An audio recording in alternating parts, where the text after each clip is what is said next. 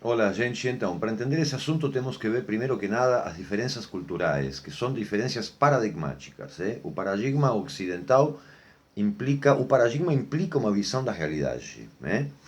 E o paradigma da visão da realidade oriental, e em particular da China, e mais em particular do I Ching, é totalmente diferente. Às vezes se faz uma espécie como de ocidentalização do, da filosofia chinesa, mas muitas vezes se cai em uma espécie de simplismo que não aclara muito o assunto. Isso acontece com Yin e Yang, acontece com muitas coisas, né?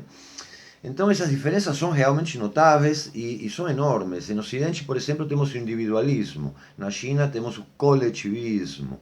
No Ocidente temos uma espécie de excepcionalismo.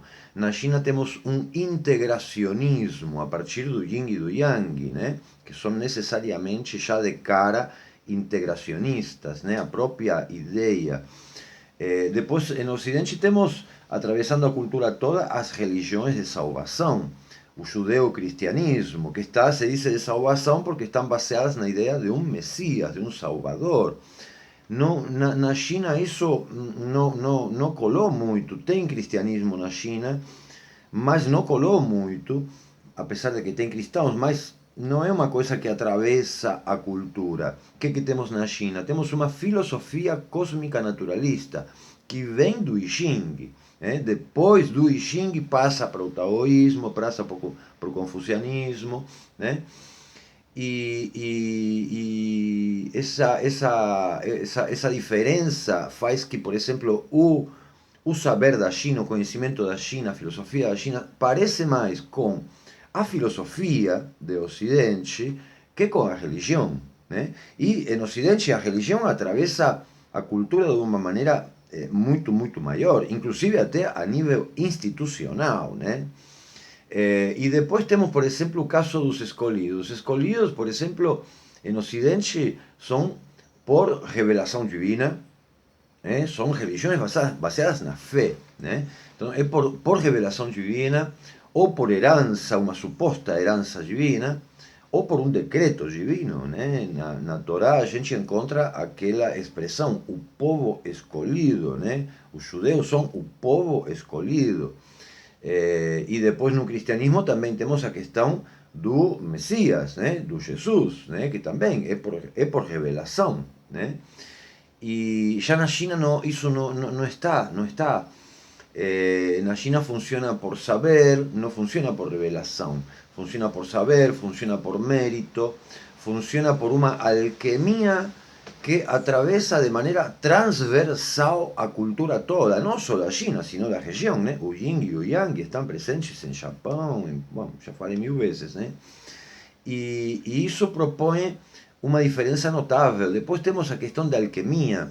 Existe sim a alquimia ocidental, mas não teve o mesmo desenvolvimento que teve a alquimia na China, porque no Ocidente, de cara, por exemplo, a alquimia era uma coisa reservada para uma espécie de elite de sábios, uma elite de filósofos, né? Eram poucas, né? Não era uma coisa que estava embutida na cultura, era excepcional. E depois temos a questão histórica da Inquisição, que perseguiu totalmente o movimento alquimista, assim como outros movimentos que saíam do que o Vaticano basicamente considerava demoníaco, né? Então não teve aquela prosperidade alquimia. Na China foi uma coisa muito mais natural, a partir do taoísmo, do próprio confucianismo, e até inclusive do budismo, né? Então, depois temos a questão do monoteísmo excluente no Ocidente, né? E excluente mesmo, porque se você vai ver a questão das religiões, né? Judeu-cristã tem até expressões, né? Que tudo que está fora daquela pertenência, né? Daquele judaísmo ou daquele cristianismo é qualificado até com algumas expressões bem não tem outra forma de dizer, né? Despreciativas, excluentes. O goi, por exemplo, dentro do judaísmo, quase que nem é considerado um ser humano. Né? O demônio, né? o Satã, que Satã se traduce como o adversário, né? É aquilo que está fora daquela pertenência, daquele grupo iluminado, divino, enfim, etc, etc, etc, né? O ateu, o dedo acusatório, né, de demônio, né, vem com toda essa inquisição e tudo a mais. Isso na China não existe. Isso na China você tem um naturalismo que é integracionista.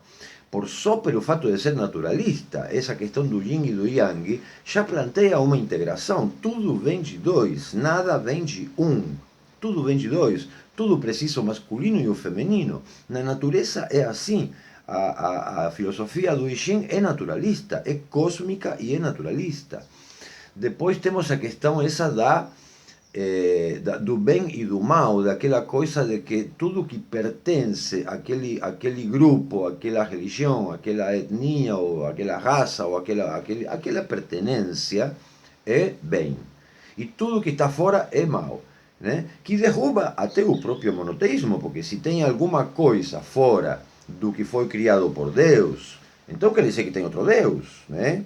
É meio como que não resiste nenhuma análise.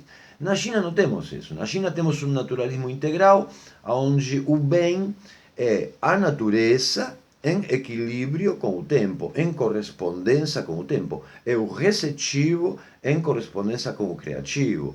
E o mal não é outra coisa que a falta de correspondência, o desequilíbrio entre a natureza e o tempo, entre o receptivo e o criativo. Então temos que ter em conta todas essas diferenças para poder entender isso. E depois também temos em Ocidente a questão do milagre, justamente porque funciona por revelação, funciona por fé, né? Já na China não temos tanto a questão do milagre, apesar de que se considera a providência, mas não atravessa a cultura totalmente, é mais uma questão de mérito. Lembra que a China é essencialmente meritocrática. A meritocracia nasceu na China e depois passou para a Europa, para a França, para a Grã-Bretanha, né? Então, quem que são os escolhidos, né? Dentro do I Ching?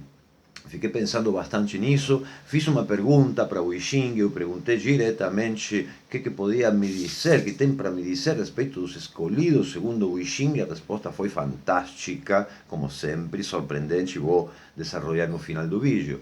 Mas em uma primeira aproximação, o escolhido, vamos dizer assim, né, encarna o supremo bem, né? Basicamente seria isso, né? Que seria a equilíbrio, a harmonia entre a natureza e o tempo, entre o receptivo e o criativo, sim? Entre o espaço e o tempo. Isso seria o supremo bem, aquele equilíbrio, aquela harmonia proposta tanto por Lao Tse como por Confúcio ou também pelo budismo. Ou seja, se trata de alguém que possui, que está em posse do seu tempo e da sua natureza. É dono, de algum jeito, né? Em forma relativa, depois vamos ver isso também. É dona ou dono da sua natureza e do seu tempo. Então, o escolhido, numa primeira aproximação do ponto de vista do I Ching, não seria outro que o soberano. É aquele soberano que aparece como um nobre nos hexagramas, né? Aparece como o príncipe, aparece como o ser superior em alguns hexagramas também. E seria, em uma primeira aproximação, seria isso, né? O escolhido seria alguém que é central, que é correto e que está em correspondência com o tempo.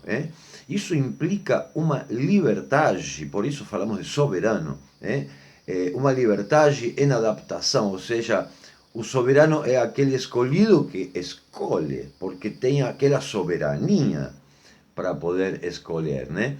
Então, de algum jeito, o I Ching, se bem pode decepcionar alguém no sentido de que não tem aquele pensamento mágico, sabe, de que você é um escolhido porque nasceu em tal data, porque tem a M na mão, ou porque tem aquele negocinho, aquele branquinho na unha, né?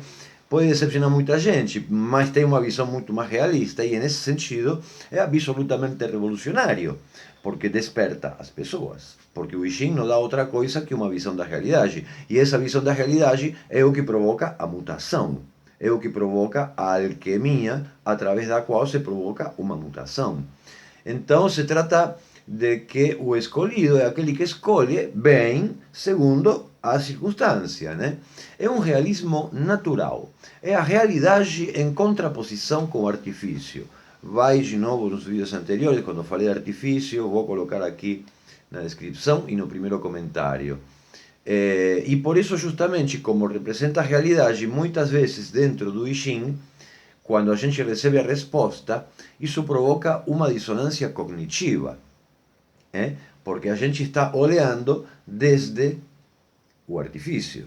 A gente tem que partir da base de que nós estamos na situação do artifício, estamos na situação do erro, estamos fora do nosso tal, porque se estamos dentro do nosso tal não tem nenhum problema, não tem nem sequer que consultar o I Ching. Se você vai consultar o I Ching, justamente é porque está partindo de um erro. E essa posição do artifício implica uma dissonância cognitiva com a realidade. Muitas vezes, quando a gente recebe uma resposta do I Ching, a gente não gosta da resposta. A gente espera outra resposta. E o I Ching não mente. O I Ching dá uma visão da realidade, que é o que a gente precisa, né? Independentemente de que não goste, é o que a gente necessita, né? Então não funciona por revelação, não funciona por herança e não funciona por decreto divino. Funciona por mérito. É uma alquimia. É uma alquimia que implica um trabalho, implica um esforço, implica um desenvolvimento, uma expansão da consciência. É totalmente meritocrático. E a prova disso é todas as vezes que você encontra a palavra perseverança em cada um dos hexagramas. Eu contei 33 hexagramas onde a palavra perseverança aparece ou na imagem, ou no julgamento, ou no comentário para a decisão. Não contei todas as vezes que aparecem nas linhas mutantes, nem sei quantas são. E depois tem outros conceitos, né? Aparecem constantemente a veracidade, honestidade a toda prova, a questão de diminuir o mal e fomentar o bem, a questão do refinamento interior, o refinamento exterior, o discernimento, benevolência, generosidade, refinamento, suportar e proteger ao povo, ensinar a justiça, é totalmente meritocrático, né? A gente vê isso em praticamente todos os hexagramas. E então eu recomendo que quando a gente pensa nessa questão dos escolhidos, a ver se eu sou um escolhido do tal, a ver se eu não sou, eu recomendo que a gente se posicione desde a situação do erro, desde a situação do artifício, né? Porque se trata de algo tão difícil, que se você vai ser realista, você tem que partir da base de que você pelo menos não está em situação de ser um escolhido. Porque se for um escolhido, não tem problema. Se tem algo do qual a gente tem que se ocupar, é do fato de não ser um escolhido, de estar no erro, de estar no que seria o desequilíbrio entre a nossa natureza e o nosso tempo. A gente tem que se perguntar. Eu sou dono da minha natureza, eu sou dono do meu tempo, eu sou soberano. Você pensa o que você quiser, eu não me considero. Eu me posiciono na situação daquele que está no erro, que está no mal, que está no desequilíbrio. Eu faço isso. Sugiro que você faça a mesma coisa, mas cada quem é cada quem. Então, gente, vou comentar a resposta que eu recebi do I Ching, que é fantástica. O I Ching, eu perguntei, né? O que tem a me dizer sobre a questão dos escolhidos do I Ching, do Tao. E o I Ching me respondeu com o hexagrama 25, a inocência, o inesperado.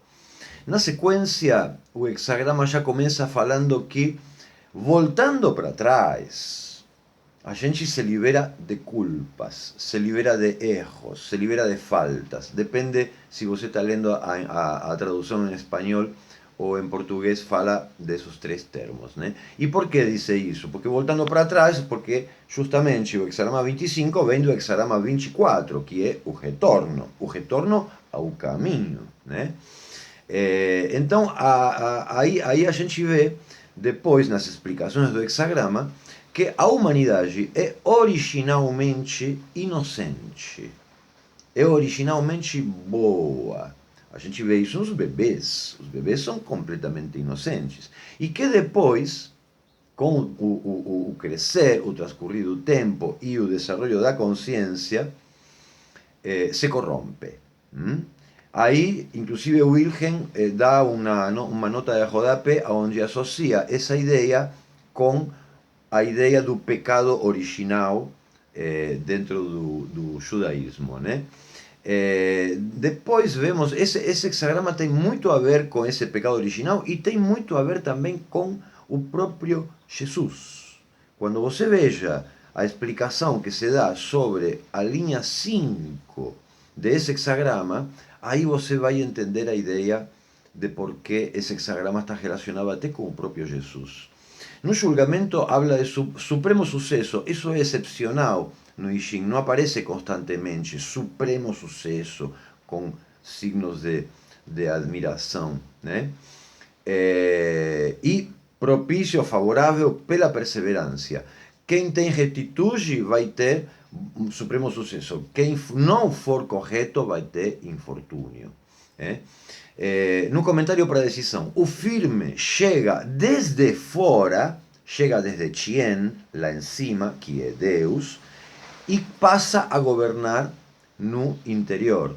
Chega desde fora e passa a governar no interior. Essa é a linha 1 que vem de Tien e que dá o primeiro filho. Olha só, tem Deus, o Tien acima, e Chen embaixo é o primeiro filho. E aí, diz, né, quando o receptivo se encontra vai ao encontro do criativo e se encontra pare a Chen, ou seja, em Chen é onde surge Deus, que está relacionado com a primavera, está relacionado com as primeiras luminosidades do dia, com a manhã também, e supremo sucesso através da correção, porque essa é a bondade do céu. Se não é correto, terá infortúnio, sem inocência, sem proteção de Deus, aonde que vai ir? Recebe o Espírito Divino como guia e amo. Lembra do segredo da flor de ouro, quando fala que originalmente o espírito originário mandava e depois a consciência, o espírito consciente, é como um general que usurpa o poder e passa a mandar na nossa vida, que é o que gera o artifício, o erro, né? Então se trata de uma relação correta com a divindade, em consonância com a bondade do céu. Se trata de ter perdido o estado natural e é necessário recuperá-lo. Voltando para trás se recupera. E esse estado artificial vem dos desejos, das ideias, das impregnações, que eu falo com você quando falo de meditação, e que conformam aquele artifício tudo. Isso é o que traz o infortúnio. Na imagem, céu e trovão, o céu acima e o trovão embaixo. Todo alcança o estado natural. Assim, reis antigos, ricos em virtude e em harmonia com o tempo, cultivavam e alimentavam a todos os seres. Esse hexagrama 25 vai para o hexagrama 26. Leia hexagrama 26, porque o escolhido ainda não está no 25, está no 26. O comentário: brilho e luz. Renova sua virtude diariamente. É o que a gente faz com a nossa meditação taoísta. Leia, escute o vídeo sobre meditação. Acende e honra a aquele que tem valor. É o espírito originário mencionado no Segredo da Flor de Ouro. É capaz de manter a força em repouso, ou seja, fixa a força, fixa o chi. Diz: comer fora traz fortuna, ou seja, sair de você próprio. Isso tem correspondência com o céu. Então, gente, somos soberanos. Somos donos do nosso tempo. Somos donos da nossa natureza. Somos soberanos. Somos livres. Não a liberdade estúpida, a liberdade essa fantasiosa que estão vendendo por aí alguns políticos, não. A liberdade real. A liberdade em adaptação, porque quando você vê a realidade aconteceu. Você não tem opção, você tem que se adaptar. Mas se você é soberano, você pode escolher bem. Então, somos soberanos, somos escolhidos. Está vendo a diferença do realismo do I Ching com todas aquelas besteiras que aparecem em vários vídeos por aí. Não é por revelação, não é por a lua no dedo, nem por a M na mão, nem porque você nasceu tal dia, nem porque você anda muito solitária, muito solitário. É trabalho diário, todos os dias. Esses são os escolhidos de Deus, do Tao, segundo o I Ching. A gente se vê na próxima. Até mais.